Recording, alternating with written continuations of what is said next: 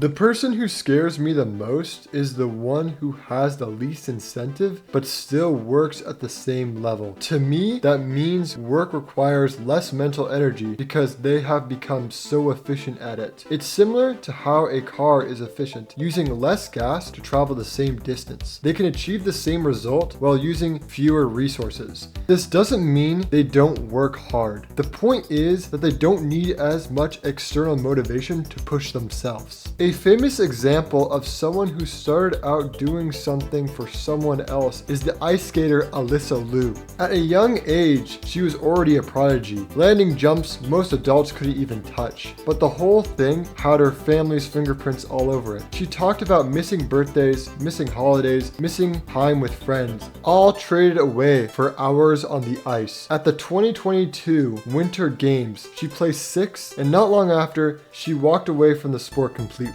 2 years went by without her touching the ice. Then one day, she's out skiing with some friends, just messing around. Although she had the same feeling of a dopamine rush that she missed. She called up her old coach and asked her about training ice skating again. She actually wants to train because of herself, not because of the parents. With her sights set on the Winter 2026 Games, she went all in on making the team. And I think everyone knows what already happens to this story.